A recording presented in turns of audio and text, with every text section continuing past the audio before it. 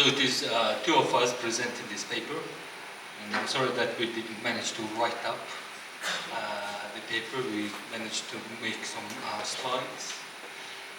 This is quite an unusual, I'm not sure if, well, research paper. I've never been doing something like this, so it might be quite surprising for both of us and for you too. And all of your comments and critiques are welcome, because I think there will be lots of critique on this. Anyways, so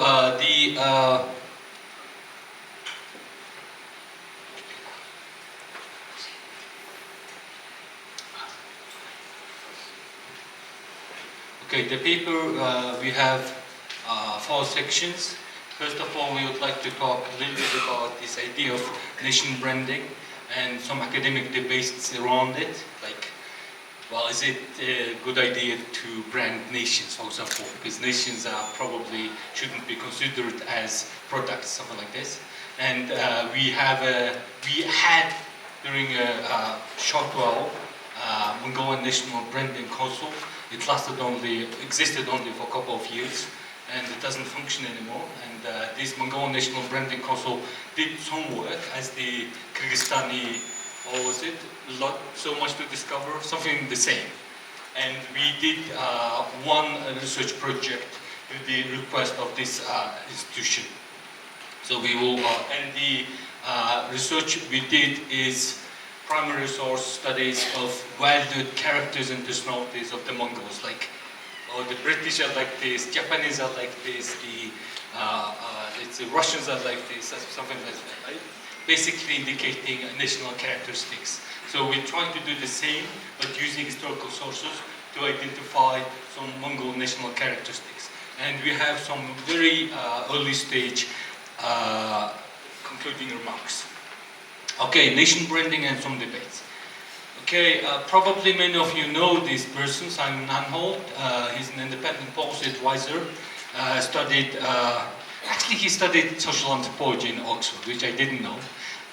So, according to him, he claims that he first came up with the idea of nation branding in 1996, and according to him, as he said, my original observation was a simple one, that the reputations of countries function like the brand images of companies, and that they are equally critical to the progress and prosperity of these countries. So that's the main idea, and if you look at different literature since that time, nation branding is very much to do with the reputation of the country, image of the country, nation brand, personality. This is an interesting part which involves our research as well, and creation and management of a nation's image and products to promote various aspects of its identity, representation of the country's culture, values, and history.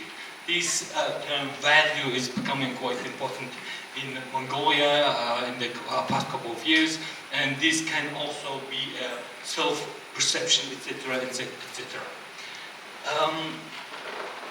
Besides that, there are some debates around it, like nation is not a product that should be or can be branded. So I have some quotation from, I'm not sure if I can pronounce their names, O'Shaughnessy, I'm not sure. I guess they are a couple, husband and wife, two O'Shaughnessy's. So they published a paper called Treating the Nation as a Brand, Some Neglected Issues. So they actually brought this issue and argued that the image of nation is complex and fluid, as to deny the clarity implicit in a term such as brand image.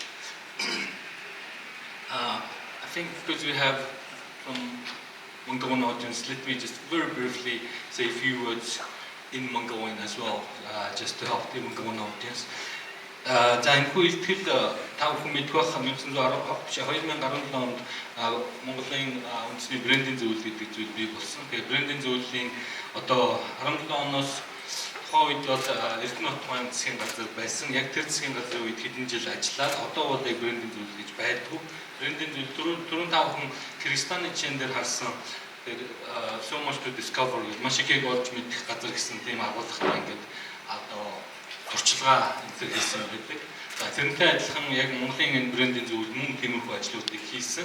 Мөн захиалгаар нэг судалгаа хийсэн нь Монгол хүний зан эрхэм чанар зан суртахууны одоо сурвалжийн судалгаа. Түүхэн сурвалжаас Монгол хүн ямар эрхэм чанартай бэ гэдгийг судлуулах ийм захиалга байсан. Энэ захиалга дээр доктор Munkh-Uchral дээр бас бодоод өөр их олон хүмүүс ажилласан. Тэгээд тэрэн дээр үнэлсэн ийм одоо ихтгэл өнөөдөр тавьж байгаамаа. За тэгээд энэ ихтгэл дээр бас нэг зүйлийг би ярмаар байна. Эхний хэсэгт нь бол энэ nation branding гэдэг ойлголт нь юу юм бэ гэдэг ийм зүйл. Түрүүний слайдн дээр бол тэр Саймон Анхолт гэдэг хүн гарсан. Тэр хүн бол яг өөрийнх нь хэлж байгаагаар 1996 онд энэ nation branding гэдэг ойлголтыг гаргаж ирсэн гэж хэлж байгаа. Тэрнээс хойш ерөнхийдөө nation the father of nation branding буюу nation branding гэдэг зүйлийг эцэг гэж явуулдаг. За олон орнуудыг одоо nation branding-ийн хэр хийж байгаа индексээр хэмждэг тийм хэмжигдхэн үнээр хийсэн ийм хөнгөлтэй бас сонирхолтой би бол мэдээгүй байсан. Оксфордын сургууль нийгмийн антропологоор сурч төгссөн тийм хүн юм байлаа. За тэгээд энэ дээр нэг юм гол асуудал академик юм уу эрдэмтдийн дунд байдаг асуудал байдаг. Тэр нь бол юу вэ гэхээр энэ үндэстэн гэдэг бол бараа бүтээгдэхүүн шиг брэнд болгож болдог тийм зүйл муу юм уу биш юм уу гэсэн ийм одоо юу гэдгийг маргаан байдгийг энэ дээр танилцуулж байгаа юм аа. So a nation cannot be treated as a brand writ large. The overall image of a nation is far too nebulous for that. If a marketer is to exploit the image of a nation, it should ideally be the nation's high reputational capital in respect to the product category. So that's the, let's say, basic idea around the discussion of if nation can be branded as a product at all. So we are mentioning this basically to step forward, to go forward, and to basically locate ourselves in this research, because we were asked partially to brand the nation in Mongolia. So we tried to understand if it is what it is, academically speaking. So we try to find some, let's say, ways forward to follow. And we try to use, for example, this idea. It should ideally be the nation's high reputational capital, something like this. And it is not only us, but we had another team of researchers in Mongolia. They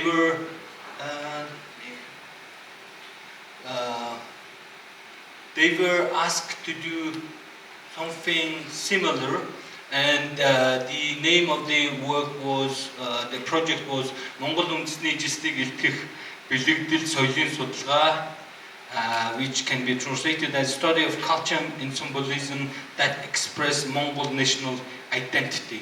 And this was, my father was part of this project, and Toya Shagdar, who just finished her PhD in Cambridge, she was part of this project as well.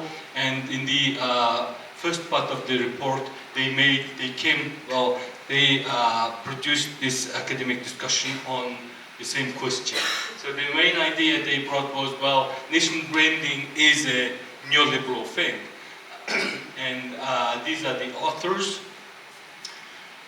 They argued that according to some critiques against neoliberalism, nation branding is an attempt to consider nations as a product and to fit into the logics of free market economy. So the main problem of this attempt, it has the risk of essentializing the nature of a nation and to show it is something that is stable and frozen. Furthermore, they also said, if the concept of a nation is not a stable entity that is actually existed since ancient times, as we conceive it this way, then this research suggests there is a necessity of a strategic content to decide how to depart from this point. So basically, they've been trying to find a point to depart, as we've been trying to do. because we were actually quite hesitant whether we should be involved in this nation branding thing as academics and as scholars, especially as anthropologists, like, because we basically do studies on constructions, but when we are invited to construct national identity or image by developing branding, it's kind of a bit self-conflicting for an academic. And for them, the starting point was, well, we should understand that as scholars and intellectuals, we are helping to invent and write up a myth of a nation. So we should accept this because we are becoming now part of myth making, as they've been putting it. In the sense of triggering respect of others and following Anhalt's point on the potential contributions to the contemporary problems of humanity, our team intend to explore cultural heritages in the historical sources, which can be an exemplar of certain contributions to the world. So basically they say like, okay, maybe we can look at Mongolian culture and find something which can other people learn from it. So that is the point. Well, basically this is a justification. So we are basically following these comments. Let me just briefly explain what I said in English. Тэгэхээр энэ nation branding гэдэг нэг юм асуудал байгаа юм л да. Судлаачид юм уу, ялангуяа антропологт бол бид нэр болдоо нийгмийн конструкцийг судалдаг. Одоо үндэсний ижилслийг юм уу, брендинг юм уу, ямар нэгэн имижийг ч юм уу бий болгоцсон түүхэн юм уу, улс төрийн юм уу, нийгмийн конструкцийг бий болгоцсныг судалдаг хүмүүс байгаа байдаг. Гэтэл одоо биднэрт бэрсэн энэ захиалгаар бол бид нэр өөрөө нийгмийн тэр имижийг конструкт хийх юм уу, бүтээх юм уу, бий болгох ажил руу татагдан орж байгаа хэрэгэлтэй.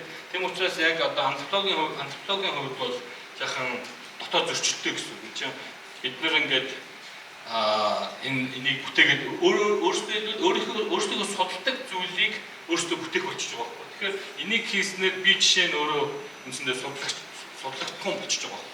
Bum-Ochir ч юм уу тэргүүтээ улсууд энэ имижийг гаргаж ирсэн дөнгөж дараагийн судлаач юм антропологч гаргаж ирээд намайг болоод мен бүтийг судлана гэсэн. Би бат энийг намайг судлахтунаа болгох гэж байгаа ба. Тэгэхээр энэ нэг юм жоохон зовлонтой. Тийм учраас онлын хувьд бид нэр эндээс яах ёстой вэ гэдгээ бодох ёстой болчихж байгаа. Яг төстэй хийгдсэн бас нэг судалгаа бол Монгол үндэсний ижилслийг бэлтгэх, бэлэгдэл, соёлын судалгаа ингээд баримтын тайл ингээд манай аав ахадсан. За туяаг та бүхэн таньж магадгүй Кембриж сайхан антропологоор доктор хамгаалсан энэ хүмүүс бас байсан. Манайхтай төстэй гэхдээ арай өөр нэг юм судалгаа. Эдгээр яг бидэнтэй ажилтны асуудал тулгарсан. Тэгээ эдний гарцууд юу байсан бэ гэхээр гол санаа нь юу гэхээр энэ nation branding гэдэг чинь юмыг одоо аливаа зүйлийг эдийн засгийн бүтээгдэхүүн, бараа бүтээгдэхүүн болгож хардаг тэр өнцгийг тулгаж байгаа хэрэг юм биш үү? Нэгд, хоёрт энэ чөлөөт эдийн засгийн гэдэг юм логик байгаа даа шүү дээ. Өчир зүүн уялдаа холбоогүй. Энэ логик руу нэшнийг авчиж, үндэснийг авчиж хийгээд байгаа юм шүү гэсэн ийм одоо шүмж гаргасан. Хэрвээ ингэж үзэх юм бол тухайн үндэстний одоо онцлог нь бол essentialist гэж хэлдэг юм л одоо тэр утсандаа байдаг гэх юм уу, төрцөн байдаг, өөрчлөгддөггүй, хоригддоггүй гэдэг тийм одоо юу гэдгийг ойлголт руу аваач эрсдэлтэй юм аа гэдгийг ингээ хэлсэн. За тэгээд нэгэнтээ энэ ажлууд татагдан ороод эдгээр бол юу гэсэн бэхээр энэ анхаалтын нэг одоо поинтыг авч үзсэн. Тэр нь бол юу гэхээр хэрвээ энэ дотор соёлыг одоо дэлхийд дахин юм уу олон улс монголчуудын соёлоос сурах ямар нэгэн зүйл байгаа бол түүнийг нь бид нэр одоо Монголын соёлоос түүхэн сурвалжаас ирж хайгаад гаргаж тавьж болох юм а гэсэн ийм санаа хэлсэн байна. За тэгэхээр энэ бол үндсэндээ бидний одоо юу гэдэг онлын хувьд энэ маргаантай сэдв рүү ороод эндээсээ бол яаж өөрсдөө онлын чиг баримж байгаа гэх юм уу энэ маргаан дундуур авч гарах тэр аргаа гэх юм утгаа болгоод тодорхойлж байгаа хэрэг л дээ. За then we shall suggest to pay more attention on the process and outcomes of the nation branding or that other similar projects that are not titled as nation branding and observe That is the what is the branding doing to the national identity. So what we want to do is not to just leave this topic aside. Instead, we should try to observe what is happening and what this nation branding is doing to the national identity. Basically, I'm trying to understand what am I doing or my team is doing to construct national identity through branding. So we will not focus on the debate if a nation state can be or should be branded in the ways how products are being branded. We are thinking that this debate might not be effective because anyway this is going to happen with or without our participations. Or if it is appropriate or not to brand a nation, because with or without such discussions, states and governments have been branding in many cases without using the term nation branding. So бидний одоо тайлбар бол юу вэ гэхээр энэ үндэсний бараа бүтээгдэхүүн шиг брэнд хийж болох уу болохгүй юу гэдэг энэ маргаан академик маргаан бол тийм их одоо юу гэдгийг чухал ач холбогдолтой биш болчиход байгаа байхгүй. Яагаад вэ гэхээр энэ маргаан байсан байгаагүй тэртээ дэлхийд дээр маш олон одоо засгийн газрууд энэ брендинг гэдэг нэрийг заримдаа хэрэглээ, заримдаа хэрэглэхгүйгээр өөрсдөө сурчлаад брендинг маягийн хийгээ яваад байгаа байхгүй. Тийм учраас энэний ингэж маргахын оронд харин ч энэ брендинг юм уу эсвэл түүнтэй холбоотой төстэй ойлголтуудаар энэ үндэсний ижилслийг юм уу имижийг хэрхэн бий болгож байгаа, ямар процесстэнд болоод байгаа, ямар үр дүнд хүрээд байгааг судлаачдын үднээс бид одоо юу гэдгийг илүү анхаарах зүйтэй байхаа гэсэн ийм одоо юу гэдгийг шийдлийг гэх юм уу гарч гаргаад олж байгаа гэдэг. So in this paper we will show how the nation branding triggered the following research to document the so-called valid personality traits in the historical sources. Тэгэхээр яг биднээс дэрсэн даалгаврын дагуу бол түүхэн сурвалжуудаас монголчууд ямар зан суртахууныг хамгийн ихээр эрхэмлэх юм уу үн цэнтэй тооцож байсан тухай судалгааг танилцуулах гэж байгаа. За тэгээд бидний гаргаж ирж байгаа нэг зүйл болохоор энэ nation branding гэдэг ойлголтын хүрээнд маш олон судалгаануудыг шинээр хийх одоо хэрэгцээ шаардлагыг энэхүү одоо nation branding гэдэг энэ хөдөлгөөн бий болгоод байгаамаа гэдэг санааг энэ дээр хөшүүлж байгаамаа. Okay, I'll very briefly tell you about the Mongol nation branding council.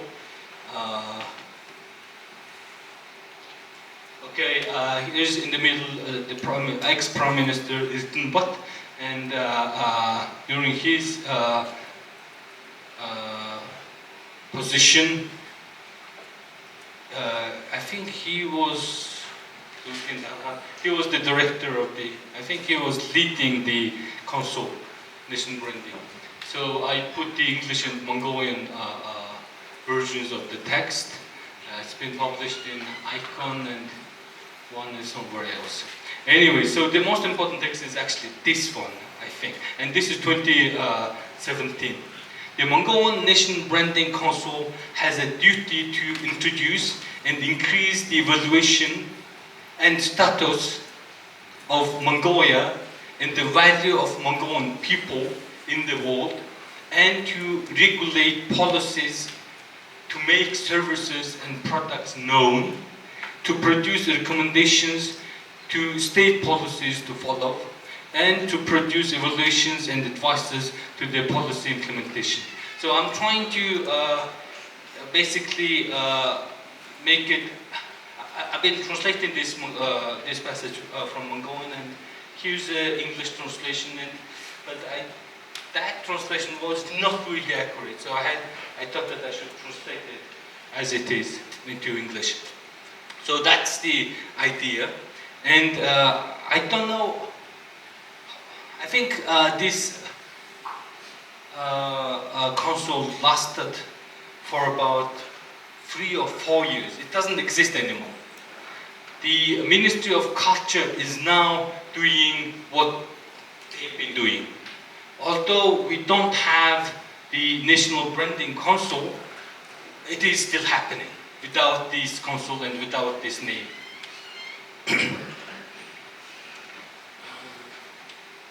Okay, So they've been doing this kind of things, like the Kyrgyzstani one.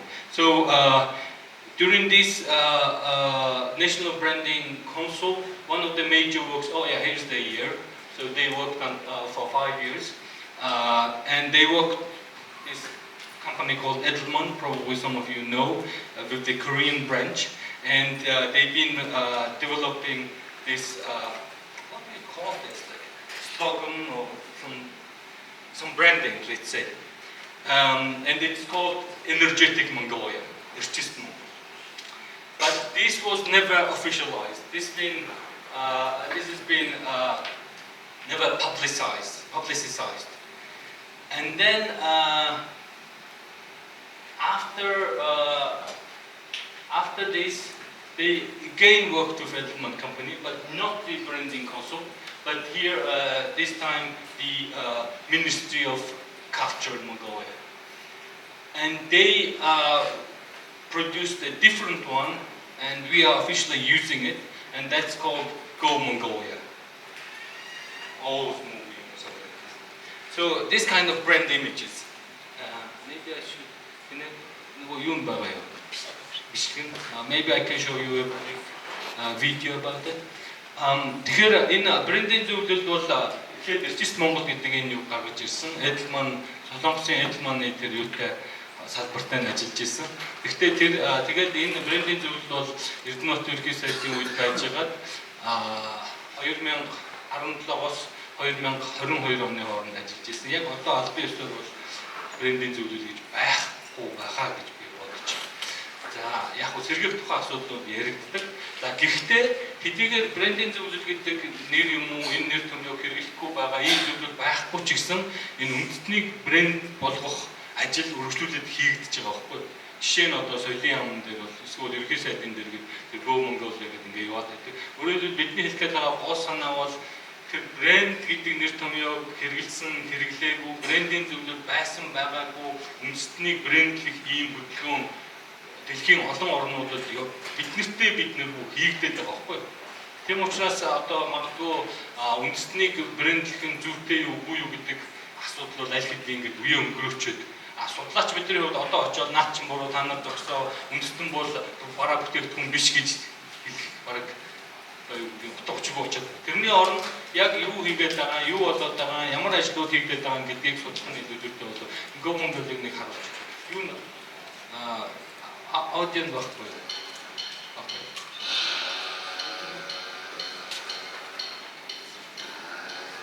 I think this is only like 1 minute or something. It's like the Great Britain. They've been using the term great.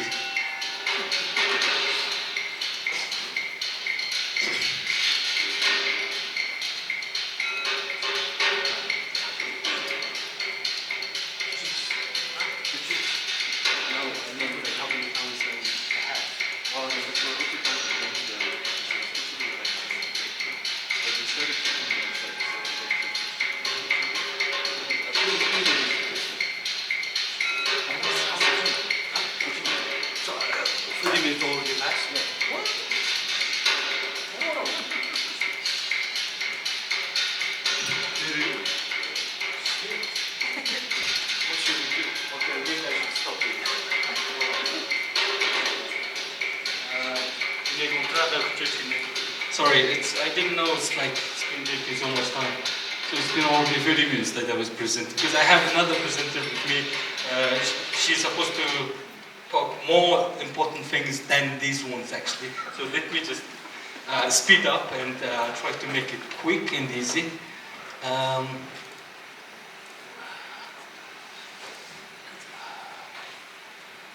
Okay, so this is the primary source studies of value, characters and personalities of the Mongols we've been doing. And here I think I'm going to skip these ones. Value that unites, valued characters and personality, all those things. These things are becoming quite popular. And there's one thing in the history of Mongolia, if we look at Mongolian historical sources, or the term und is, that's, I think, we think quite contemporary. probably, I mean, we can only find the emergence of these terms in the 17th century sources, while a different version, Erhin or Erhin, is more popular. We found like 330 mentions of the term Erhin and Erhin. And basically what we are saying is that the term Erhin was a Mongolian term which was used as value. Before this Unuttul, I think we've been arguing that this term Unuttul came through the Russian term tsennost in the 20th century to the Mongolian vocabulary and started using. So the older version of it is, I think, Irkhim or Irkhimzul, and many people still use this term. So we promise our studies of valid characters and personalities of the Mongols, which characters and personalities we considered as valid and as valued, and this is, I think, Munkh-Uchral, Dr. Munkh-Uchral is going to present this, but I'm sorry I didn't leave you much time.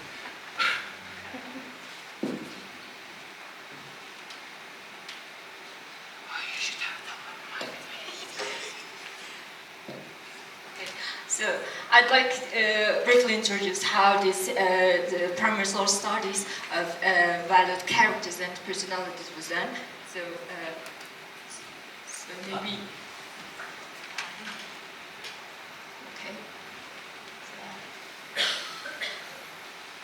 Okay. The many researchers related to this field in Mongolia usually assume some characters and personalities as valid, then search for facts and cases which prove it. So, for example, assume that Mongols are Dashnotluq, so it means hospitable or something like that, and collect cases to prove it. So, in contrast, we did not make some assumptions in advance and put aside our generic understanding and imagination on the national characters of the Mongols. So, in other words, we didn't choose any character or personalities beforehand.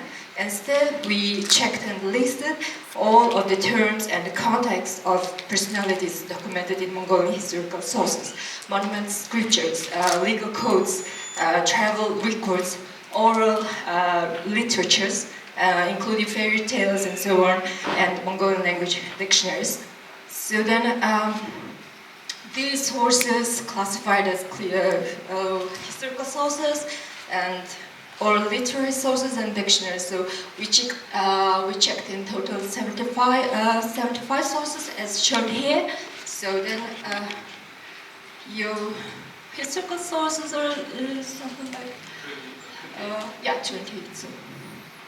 So then what we have. About the research findings, at the first stage of our research, we checked all the above sources. So then,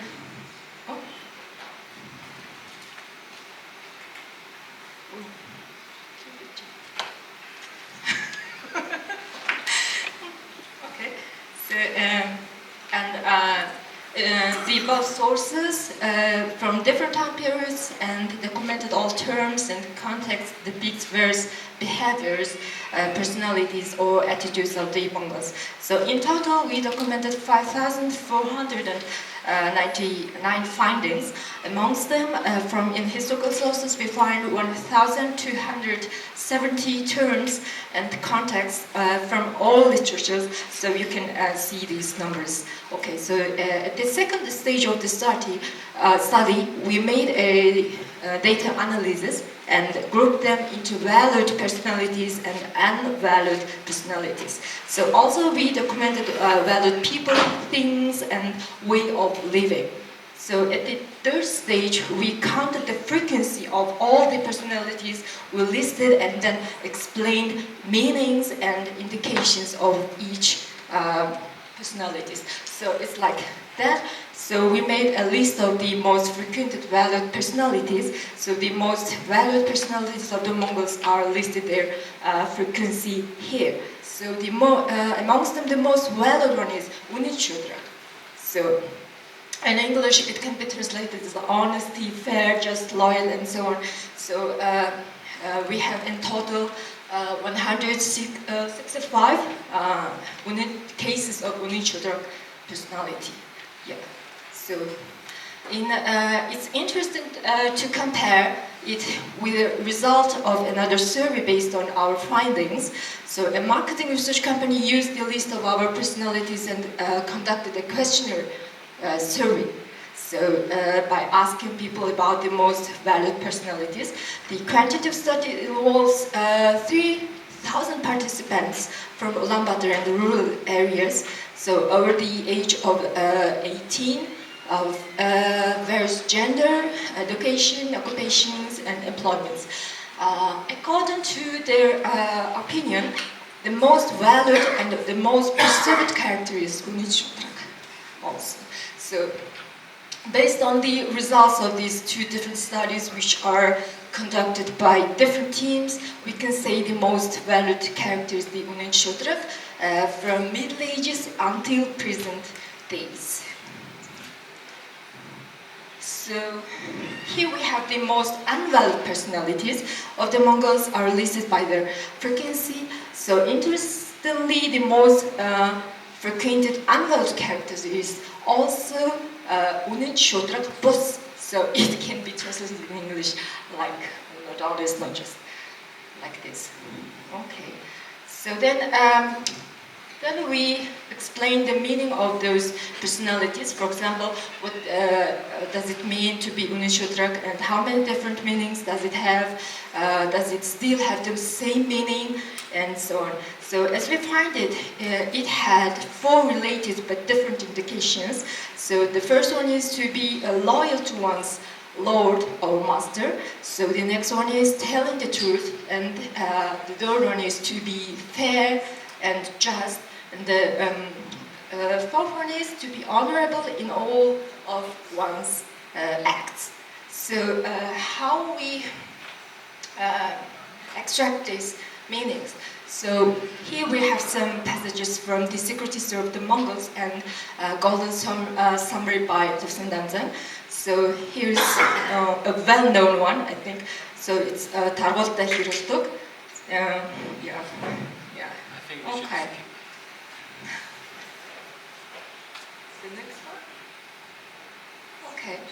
So here we have some example from travels of Marco Polo. So it's also the Munkh-Uchral is very important for the Mongols. Okay. So just.